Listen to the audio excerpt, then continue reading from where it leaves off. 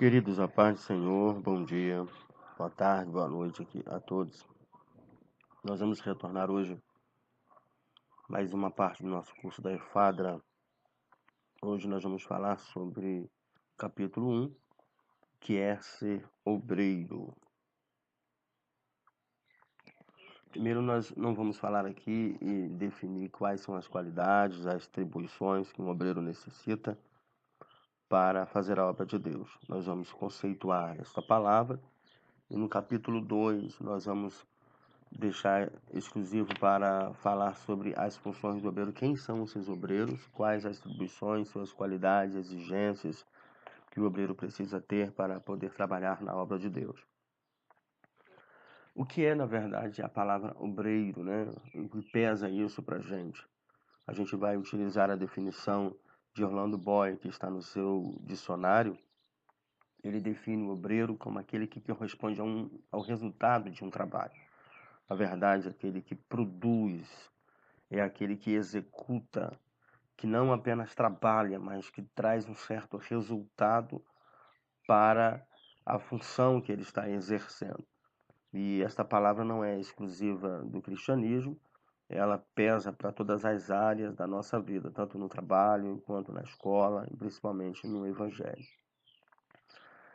A raiz desta palavra, né, a gente traz a ideia de realizar esse serviço árduo, mas também um trabalho prazeroso, porque tudo no reino de Deus, sabemos que a recompensa e o mais importante é que nós não estamos só. Deus sempre libera para os seus servos dons, talentos e a própria pessoa do Espírito Santo para poder estar nos ajudando e executar a tarefa que Ele mesmo nos chamou para essa grande obra. Existem algumas palavras que de fato vai nos fazer lembrar e entender melhor o peso do que é ser obreiro. A primeira dela é a palavra operário, que a gente lembra logo daquele trabalhador de uma empresa que vai trabalhar e ele sabe que tem um desafio da construção de um grande prédio e dentro desta construção cada um exerce seu papel. Um é pedreiro, outro é ladrilheiro, eletricista.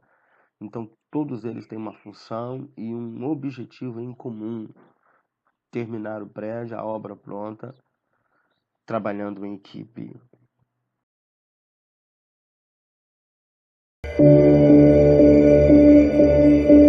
Numa equipe, seja qual for a sua natureza, quando um ganha, todos ganham.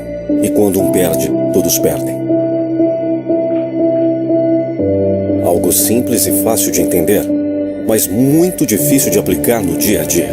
E apesar de sabermos que a colaboração é imprescindível no trabalho em equipe, na prática, ela nem sempre acontece. Você pode sonhar, criar, desenhar e construir o lugar mais maravilhoso do mundo, mas é necessário ter pessoas para transformar seu sonho em realidade. Mas para que o sonho de um mundo melhor se estabeleça, seja esse mundo, a sua casa, a sua família, o seu casamento, as suas amizades, o seu bairro, a sua cidade, o seu departamento, a sua empresa ou o seu país, é preciso que as pessoas envolvidas substituam o egoísmo pelo altruísmo. E então se disponham a colaborar com aquilo que tem de melhor para que os outros sejam felizes.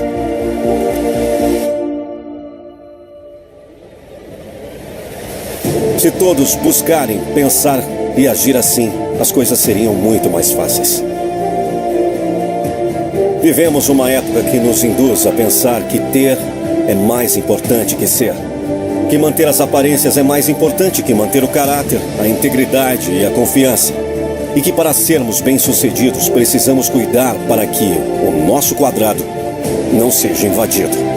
E com isso muitas vezes nos esquecemos de que somos seres sociais e que não estamos nesse mundo para viver, mas para conviver, viver juntos e também juntos buscarmos algo melhor para todos. Só existe, portanto, uma solução para que alguém decida deixar de olhar apenas para si mesmo e comece a olhar para aqueles que estão ao seu redor e então use a sua colher para alimentá-los. Com o tempo, todos perceberão que essa é a única maneira de criar um ambiente onde dividir significa compartilhar. E a grande notícia é que este alguém pode ser você. E essa decisão depende apenas e exclusivamente de uma pessoa: você. E então, Vamos nessa? Não há como a gente dispensar, né, o trabalho em equipe, pois para ser um operário, para prestar um serviço e para que esse serviço seja com excelência, nós não podemos fazer nada sozinho. Precisamos aprender a trabalhar em equipe. Um obreiro, ao ingressar no reino de Deus, ele precisa conhecer suas deficiências, conhecer suas qualidades e reconhecer o trabalho do amigo, do ministério, do irmão, da irmã, que é fundamental para um bom resultado do seu trabalho. Logo, a gente entende que ingressar ao ministério não é cruzar o braço. É inadmissível que qualquer obreiro faça parte de um ministério e fique com os braços cruzados, porque isso não trará um resultado para a igreja, para a sua chamada e para o grupo ou ministério que ele faz parte. Jesus deixou isso claro para a gente em Lucas capítulo 19, versículo 11 ao 26, quando ele vai nos trazer uma parábola acerca disso. E aí nós vamos ler esse texto agora.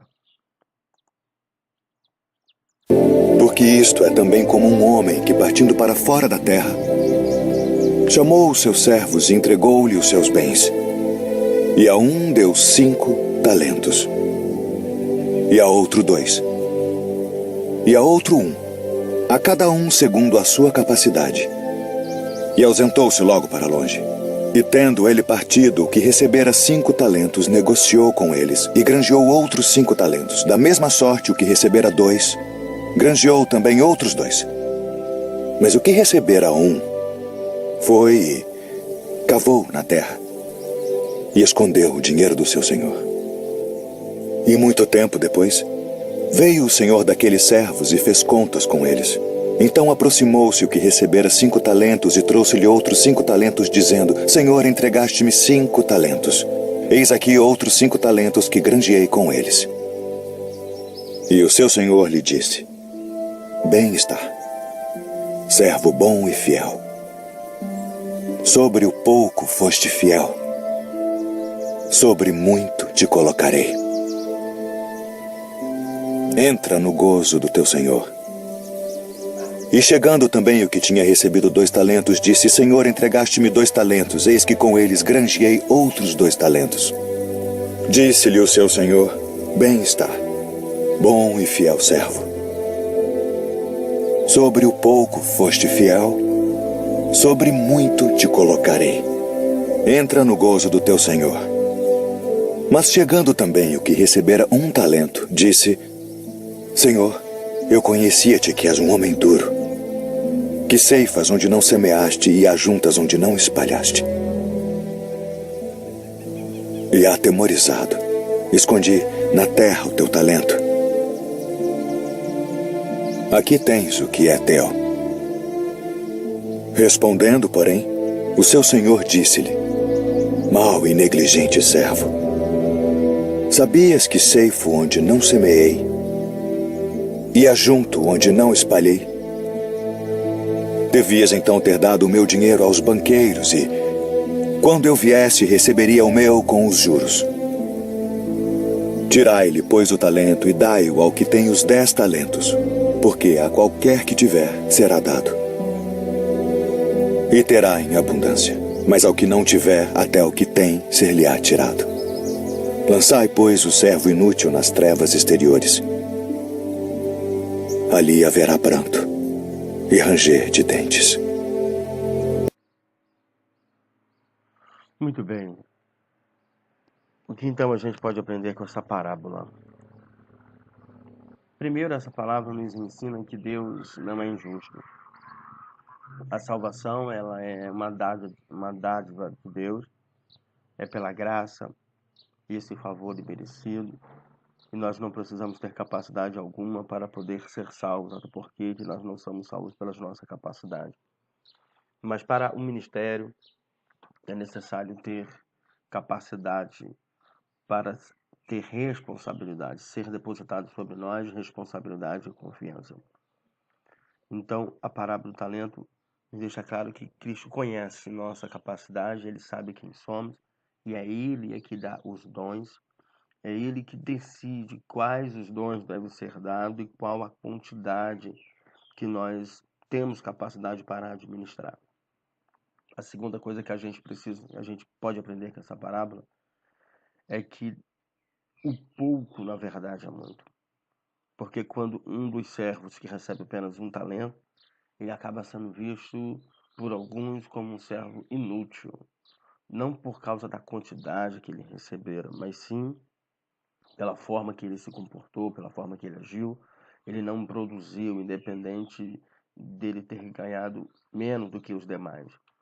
Ele foi negligente ao não trabalhar, a não produzir, a não fazer com que o seu senhor tivesse um resultado com aquilo que ele confiou. Observe bem que o que esse servo vai receber é apenas um denário, mas é um denário que equivale a 20 anos de trabalho de um trabalhador normal.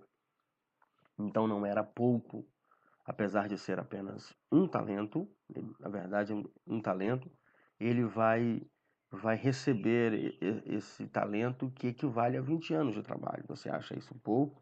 Com certeza não é.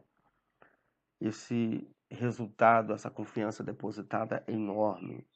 Então percebemos aí que não é a quantidade, mas sim a qualidade, o peso pela qual o obreiro recebe na casa de Deus. Não importa o que você faça, se é porteiro, músico, zelador, motorista, trabalha apenas na administração ou apenas faz uma única coisa, mas que essa coisa seja feita com excelência, e você precisa entender que existe uma importância no reino de Deus.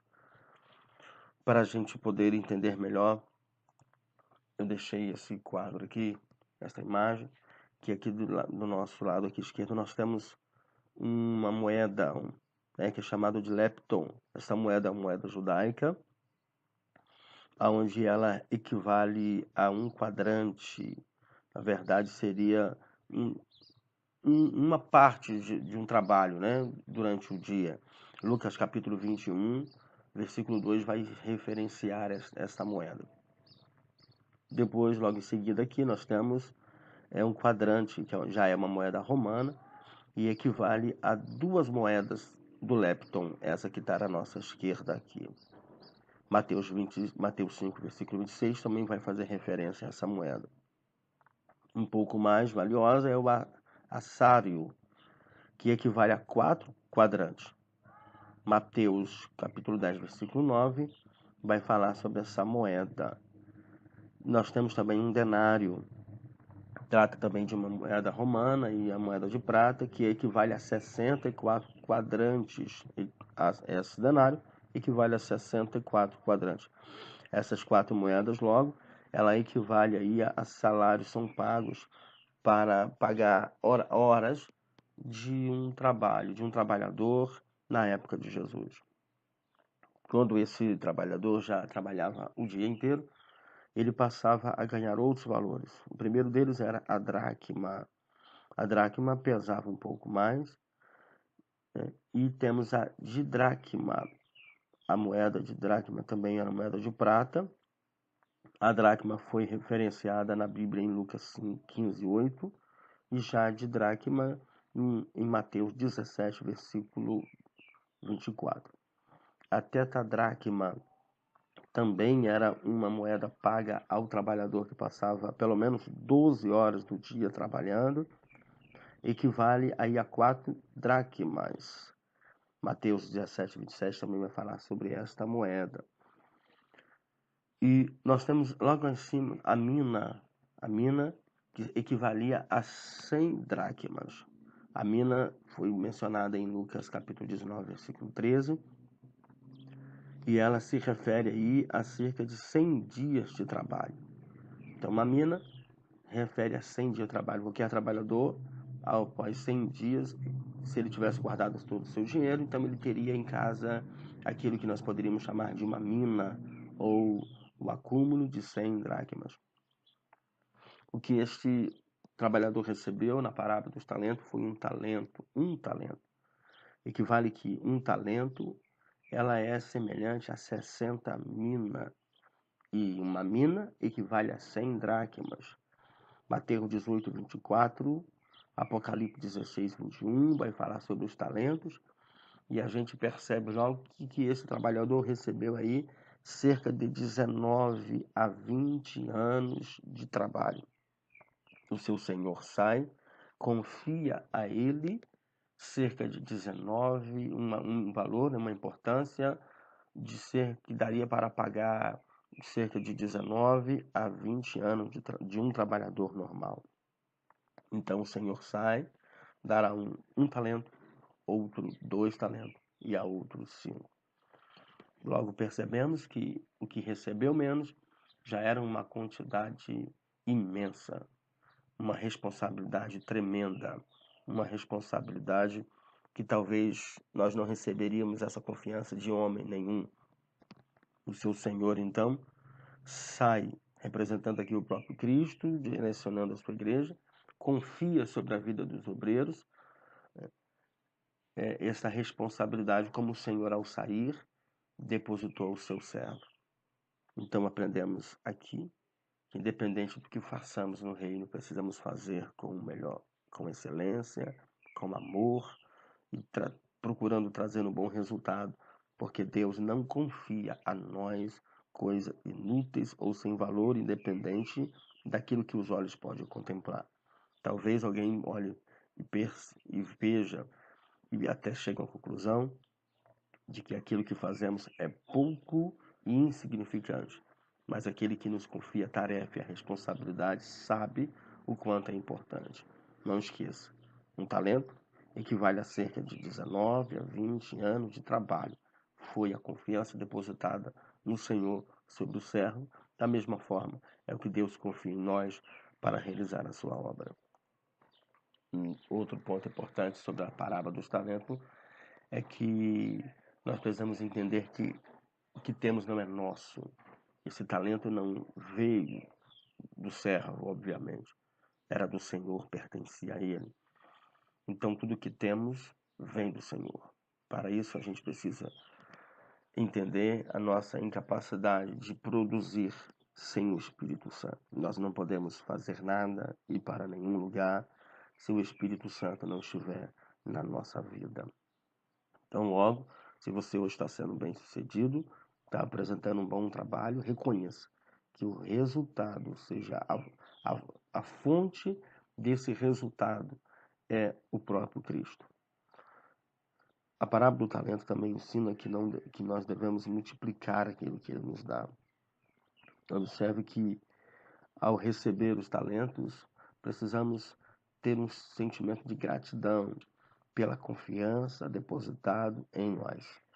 Mesmo não tendo capacidade, Deus olhou para nós por sua infinita misericórdia e depositou em nós a sua igreja, suas ovelhas, um departamento, alguma tarefa que você executa na igreja.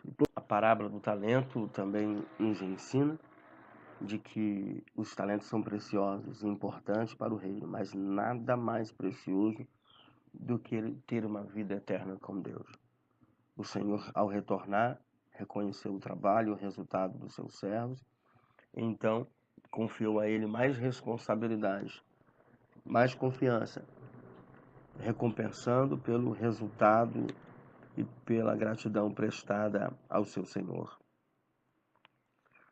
Então nós precisamos entender que na obra o nosso resultado não é para alcançar a salvação, pois a salvação é pela graça, mas como gesto de gratidão, a confiança depositada em nós. A parábola dos talentos também nos ensina que o servo mau, além de negligente e perverso, não assume sua responsabilidade ou culpa, como não é de hoje, né? Desde Gênesis, a gente percebe a tentativa do homem em fugir da sua responsabilidade. Esse servo que recebeu apenas um talento teria 1000 motivos para multiplicar, até porque ele estava uma quantidade de cerca de 19 a 20 anos de trabalho, de um trabalhador normal. Ele passaria a vida inteira, talvez não conseguisse adquirir essa importância, mas o Senhor deposita e dá a ele algo que ele por si só não conseguia adquirir. Ele negligentemente guarda isso e entrega exatamente ao Senhor aquilo que recebeu. Parece até uma boa atitude de início, pois é justo devolver aquilo que ele recebeu. Mas o que o Senhor esperava não era apenas receber o que de fato ele entregou, mas a multiplicação. O problema é que esse servo não entendeu isso, que haveria por parte do seu senhor esse sentimento de receber os juros, porque era justo pelo tempo que o servo ficou com essa importância, daria para multiplicar. Esse valor poderia ser depositado a outra pessoa, para que essa pessoa pudesse multiplicar, mas o Senhor confiou nele, depositou nele essa confiança, e assim ele não soube aproveitar. O problema é que, além dele não multiplicar, ele vai acusar o Senhor. Ele diz: eu sabia que o Senhor é um homem severo, que colhe onde não planta e junta onde não semeou, acusando o seu Senhor. Que coisa feia, né? Além de nós não trabalharmos, a gente não sabe reconhecer o nosso erro, nossa fragilidade, nossa incapacidade, e ainda por cima apontamos ou procuramos alguém para justificar o nosso fracasso. Muito bem, queridos. A parábola, então, nos deixa claro, nos deixa evidente que não basta apenas ser obreiros. Nós precisamos produzir, e essa produção tem que ser com excelência, qualidade, pois isto é o que o Senhor espera de nós, como obreiros da casa do Senhor, como operários, como garçom, como trabalhadores.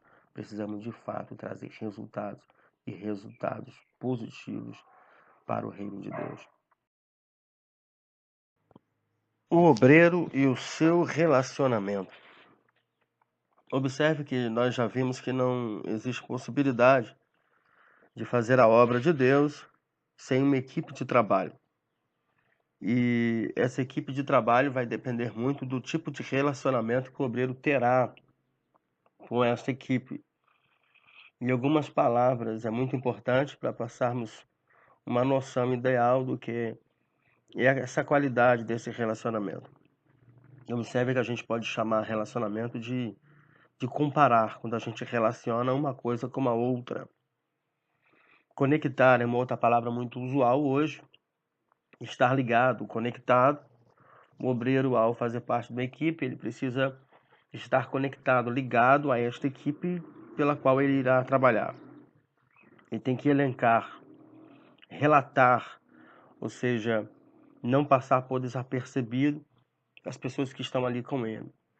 Associar, classificar, saber quem de fato é esta equipe e a função de cada um deles no grupo. Catalogar, não permitir que nenhuma pessoa fique fora de alguma atividade. Descrever, isso dá uma ideia de saber exatamente as qualidades.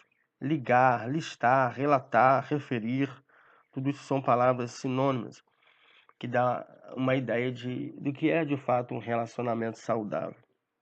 Então nós podemos entender que não temos como produzir se não levarmos isso a sério. Então o tipo de relacionamento que o obreiro terá com essa equipe tem muito a ver com o resultado, né, que ele espera alcançar no reino de Deus. O primeiro tipo de relacionamento que o obreiro precisa ter é do relacionamento com Deus. Esse sim é o ponto principal. A vida espiritual do obreiro é o ponto principal, está na maior escala de valores que o obreiro precisa ter. Esse relacionamento ele é alimentado pela oração, pela palavra, o jejum, uma vida de vigilância, pois não adianta nada buscar e se nós não vigiarmos para manter a unção que Deus tem liberado para nossas vidas, perdemos com muita facilidade. E ao dedicarmos essa vida de oração e jejum, automaticamente temos uma maior intimidade com o Espírito Santo. Quando essa intimidade junto ao Espírito Santo está ativa, passamos a fazer coisas que não imaginamos. Observe que no livro de Êxodo, no capítulo 31, Deus vai conceder ao povo a alguns homens, na verdade, através do Espírito Santo, capacidade para construir, pois ali Deus precisava que o tabernáculo fosse construído. Não havia pessoas preparadas com o mínimo de noção de como deveria ser feito, mas a unção de Deus desceu sobre a vida desses homens, o capacitando para fazer uma tarefa que eles não sabiam nem por onde começar.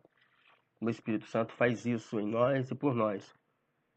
Observe também na vida de Gideão, quando se sentia pequeno e incapaz de cumprir uma tarefa que o Senhor havia terminado. A intimidade que ele tinha, que ele passou a ter com o Espírito Santo, a unção que Deus liberou sobre a vida dele, o possibilitou para concluir essa tarefa. Sansão, apesar de ser um homem muito falho, isso é um ótimo exemplo para nos mostrar que a nossa fragilidade humana não impede de Deus agir em nossa vida, pois Ele entende e conhece nossas limitações, mas também nos mostra que o Espírito Santo é que age em nós, mesmo debaixo de alguma desobediência. Sansão, através da unção que Deus havia liberado, fez proezas, e no final da sua vida consciente, acabou permitindo que o Espírito Santo se apoderasse mais uma vez, cumprindo a sua missão. Então, o relacionamento que o obreiro precisa ter com Deus, este é o ponto principal, que ele jamais deve negligenciar, sabendo que sem ele não haverá condições alguma de assumir tal responsabilidade na casa do Senhor. Olá pessoal, aqui é o pastor Antônio Júnior e hoje eu tenho uma mensagem de Deus para o seu coração, amém? E na época de Jesus, a cultura daquela época era uma cultura onde as pessoas costumavam orar. Os discípulos de Jesus, eu acredito que eles aprenderam, às vezes, as orações do Velho Testamento, eles viram os fariseus, os religiosos da época, orar nas praças, orar nas esquinas das ruas, e eles então sabiam que a oração é um meio de se chegar a Deus. Mas de repente Jesus entrou na vida deles, Jesus começou o ministério deles e os discípulos ficaram surpresos porque Jesus orava de uma maneira diferente. Jesus tinha uma vida de oração constante. E eu gostaria de ler para você um versículo que fala sobre isso. Certo dia Jesus estava orando em determinado lugar. Tendo terminado, um dos seus discípulos lhe disse: Senhor, ensina-nos a orar, como João ensinou aos discípulos dele. Aqui nós vimos que os discípulos perceberam que a oração para Jesus era a coisa mais importante da vida dele. Eles notaram que Jesus não tinha um horário certo, não tinha um lugar certo, ele era diferente dos religiosos. Ele orava porque ele realmente sentia uma necessidade, ele tinha o desejo de estar mais perto de Deus. E então os discípulos ficaram com tanta vontade de orar, que eles falaram: Senhor, ensina-nos a orar. Eles perceberam que se eles soubessem orar, eles também fariam as obras de Deus, eles também venceriam o pecado, venceriam o medo e tantas coisas. Então eu quero mostrar para você aqui que a oração realmente não é fácil. Você tem que vencer a sua carne, mas é possível você ter uma vida de oração. Então, há um versículo que diz o seguinte: não se amoldem ao padrão deste mundo, mas transformem-se pela renovação da sua mente, para que sejam capazes de experimentar e comprovar a boa, agradável e perfeita vontade de Deus. Aqui nós vemos que nós não podemos nos amoldar ao padrão deste mundo. Como que é este mundo? Este mundo, ele não acredita em Deus, não busca a Deus, ele quer resolver tudo do jeito dele. E as pessoas muitas vezes têm perdas, têm derrotas em suas vidas, porque elas não consultam a Deus, elas não buscam a Deus. Elas pensam: não preciso orar, tudo vai acontecer mesmo, já está escrito. Mas aqui nós vemos que se nós não nos conformarmos com este mundo, mas mudarmos a nossa maneira de pensar, aí sim Deus vai revelar a vontade dele, que é boa, perfeita e agradável. Então é essa consciência que você tem que ter. Deus sempre faz o melhor, Deus é bom, a vontade dele é perfeita e agradável. Que a doce e tão maravilhosa graça de Jesus Cristo cada vez seja mais e mais realidade na sua vida. Do modo como no início do nosso programa, a minha imagem se aproxima da sua tela, assim também de uma forma tão grande, Cada momento, Deus quer mais e mais que você se aproxime dele. A Bíblia diz assim: chegai-vos a Deus e ele se chegará a vós. Deus já veio até nós na pessoa do seu Filho. Jesus Cristo veio, não foi simplesmente para fundar uma religião. Jesus Cristo veio para que nós pudéssemos conhecer Deus, para que pudéssemos saber que Ele nos ama e o propósito maravilhoso que Ele tem para a nossa vida. A fé cristã não é simplesmente um conjunto de doutrinas. A nossa fé é o nosso relacionamento com Deus, é a nossa intimidade com Ele. Aí não existe nada mais glorioso do que experimentarmos aqui na terra a razão pela qual nós fomos criados. A Bíblia diz que fomos criados para a glória de Deus. E hoje eu tenho aqui uma promessa para você. Uma promessa que tem um valor assim incalculável e quero que você guarde no seu coração. 1 Coríntios capítulo 2, o versículo de número 9, diz assim: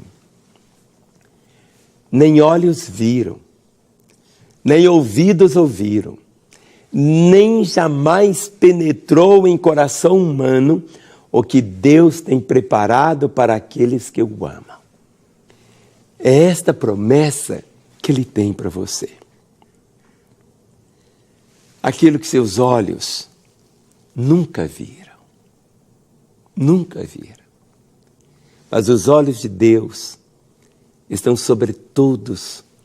Não existe nada na sua vida que os olhos de Deus não estejam contemplando. Não. Quando você ora, não é para você falar com Deus das suas necessidades, porque Ele já sabe. Você ora para você saber que Ele sabe. Você não ora para Deus descobrir o que você está passando, mas Ele já sabe. Por isso diz, nem olhos viram, nem ouvidos ouviram, nem jamais penetrou em coração humano o que Deus tem preparado para aqueles que o amam. E o que Deus tem preparado para aqueles que o amam? Deus tem Ele. Deus não tem coisas para te dar. Muitas vezes nós estamos correndo atrás de coisas, de bênção, disso, daquilo, mas há uma diferença muito grande entre eu ter apenas as bênçãos dele e outra coisa, eu ter o abençoador comigo, de conhecê-lo, de ter a intimidade com ele. A grande diferença é que hoje tem tanta gente correndo só atrás de satisfazer uma necessidade imediata, ou um problema imediato, ou está faltando isso, ou me dá aquilo, eu faço isso, faz aquilo, aquilo outro. Mas a grande diferença que você pode experimentar aqui na terra é poder conhecer Deus, é conhecê-lo, é ter a intimidade com Ele, é experimentar realmente a verdade que está escrito. Nem olhos viram. Tudo que você já viu é nada diante de tudo que Ele quer te mostrar. Nem ouvidos ouviram. Tudo aquilo que você já ouviu é nada diante de tudo ainda que Ele quer que você ouça. Nem jamais penetrou em coração humano. O mais profundo que seja o desejo maior do seu coração, aquela expectativa maior, nem jamais penetrou em coração humano. O quê? O que Deus tem preparado. O que Ele tem preparado para aqueles que o amam. Muitas vezes as pessoas hoje estão cheias de religião, cheias de sistema religioso, mas não amam o Senhor. Jesus Cristo disse assim: se me amais, guardareis os meus mandamentos. Há muitas pessoas que dizem, Jesus, Jesus, Jesus, Jesus. E Ele diz, por que vocês ficam clamando, Senhor, Senhor, Senhor, e não fazeis o que eu vos mando? E o que Ele nos manda? Nos manda amar a Deus. O mandamento diz, amarás o Senhor teu Deus de todo o teu coração, com toda a tua alma, com toda a tua força e com todo o teu entendimento. O mandamento é esse. Nós fomos criados para responder ao amor de Deus para conosco. O obreiro e o seu relacionamento com a sua chamada. Muito importante que o obreiro tenha noção disso, pois a chamada do obreiro vai o acompanhar em todas as direções.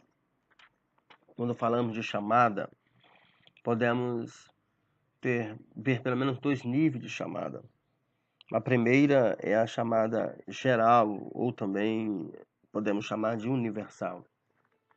É o momento em que Deus chama o homem, a mulher, a criança, o adolescente, independente da sua capacidade, do sexo, da sua condição intelectual, raça ou cor.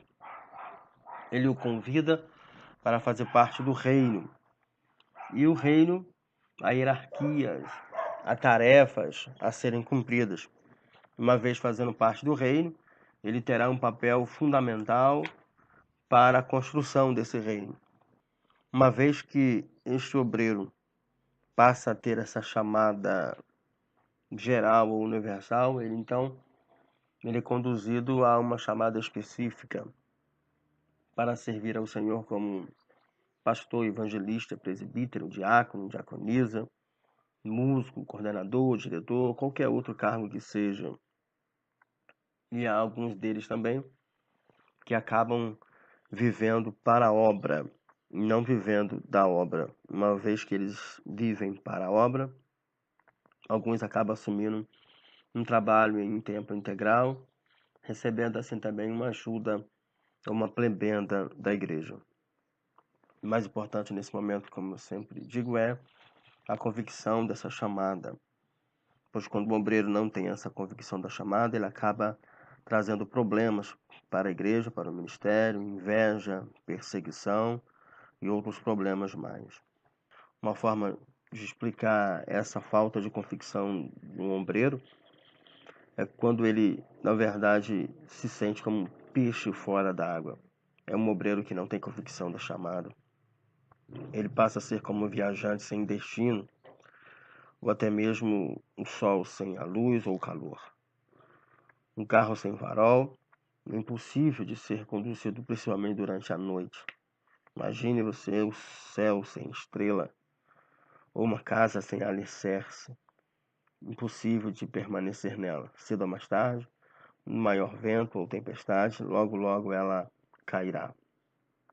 Quando um obreiro tem convicção da chamada, ele passa a dar muitos frutos, desempenha um papel importante no ministério da igreja e também no seu próprio ministério. Lá ele honra a igreja e pela igreja é honrado.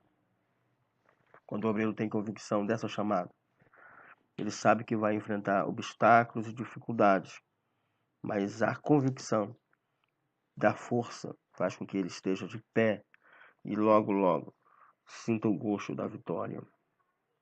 Um obreiro com convicção da chamada, ele não encara os desafios ou até mesmo as tarefas como uma profissão, mas como uma vocação.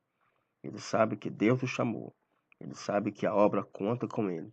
Ele sente prazer e é grato a Deus por ter vocacionado, capacitado e dado a ele a oportunidade de servir ao reino nessa chamada geral e nessa chamada específica para o crescimento da sua obra.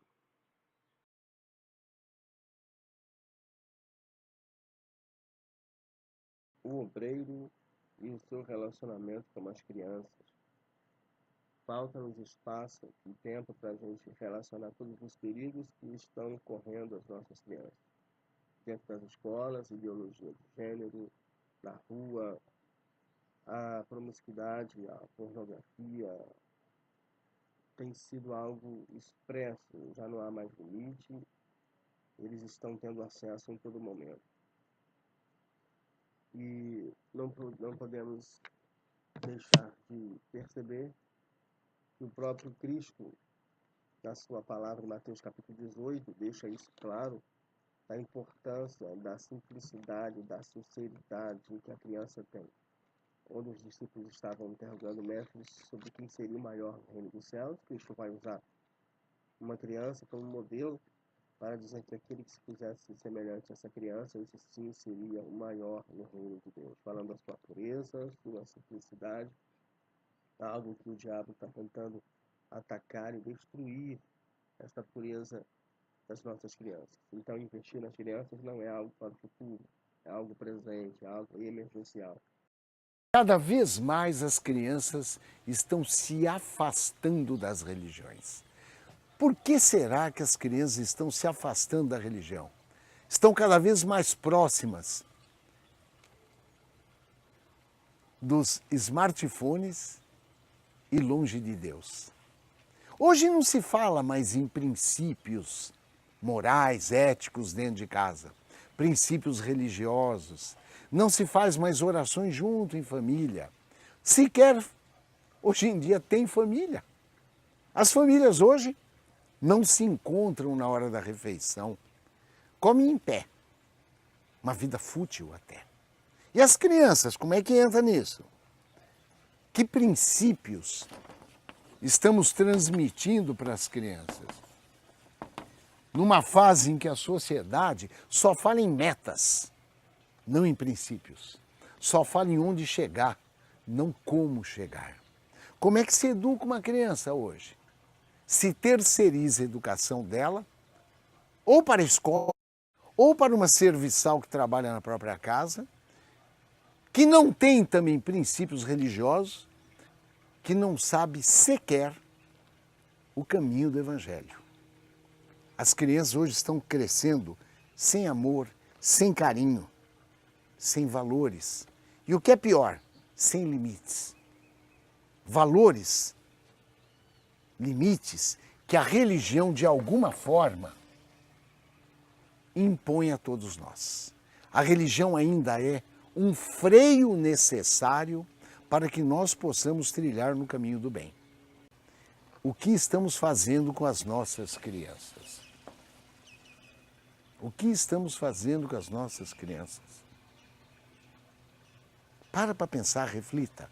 Como estamos estragando as nossas crianças, que não sabem mais conjugar verbos divinos, como o verbo compartilhar, doar, dar, orar, mas sabem conjugar verbos mundanos e materiais, como comprar, querer, ter e não ser. Ou você ainda tem alguma dúvida com relação a isso? Eu acho que está na hora dos casais conversarem sobre que tipo de formação querem dar para os seus filhos. Espero que tenha servido como um alerta. Pense no que estamos fazendo com as gerações que estão vindo aí. Pense, menos smartphones, menos dedinho correndo, né, no celular e mais Deus no coração. Por que nós temos uma diversidade imensa de CDs, DVDs, camiseta, material evangelístico, folheto, livro, para o público adulto e temos quase nada para as crianças? Alguém já pensou nisso aqui?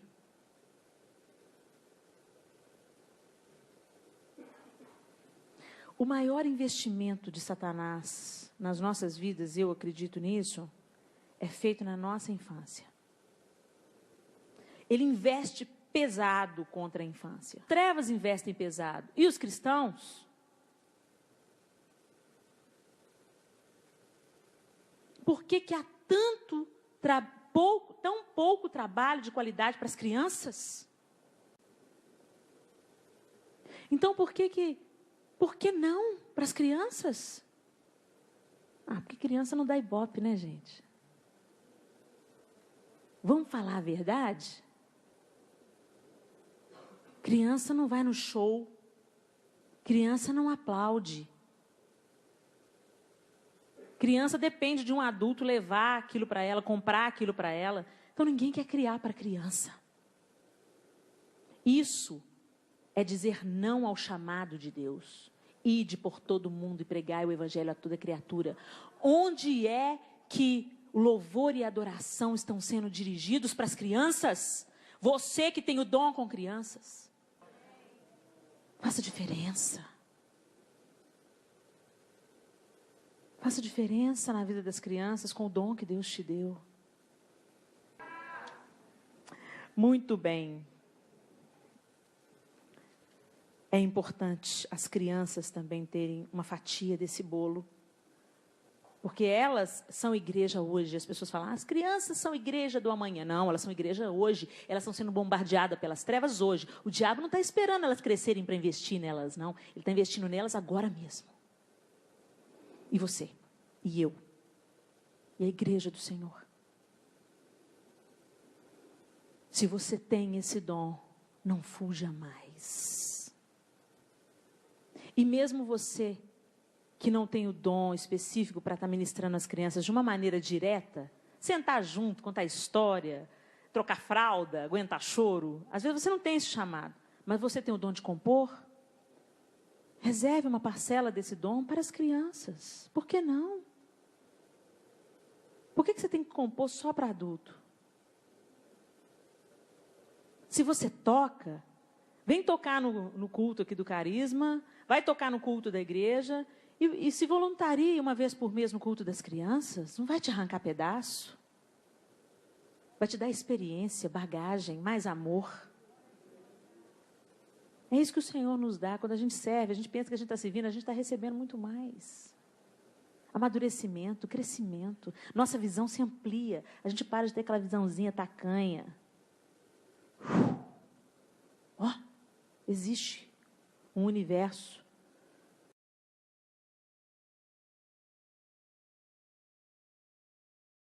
Obreiro e seu relacionamento com os idosos. Na nossa página, na apostila capítulo 8, vamos falar sobre a forma que o obreiro deve ser tratado. Nós temos aqui na letra A. Nunca devemos repreender asperamente os anciões, tratar as irmãs idosas como se fossem nossas mães. Na letra C, a Bíblia ordena honrar a face dos nossos anciões. Na letra D, as viúvas devem ser honradas. Quando nós falamos de nossos anciões na igreja, precisamos estar atentos que é algo que temos sido negligenciado. Muitos irmãos têm seus dons, talentos, foram honrados em determinado momento, quando na sua idade boa, produziram frutos e honraram o ministério. O tempo vai passando, o corpo já não resiste mais, as forças já não são mais as mesmas, infelizmente muitas delas têm ficado de lado. Mas nós, como obreiros do Senhor, precisamos nos atentar que essas pessoas merecem carinho, amor, atenção e cuidado, pois afinal de contas, isso não é um pedido, é um mandamento bíblico. Deus deixou isso claro em toda a sua palavra.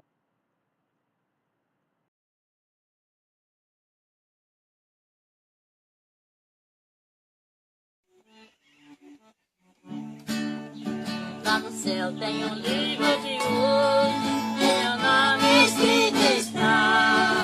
Lá no céu tem um livro de ouro, meu nome escrito está.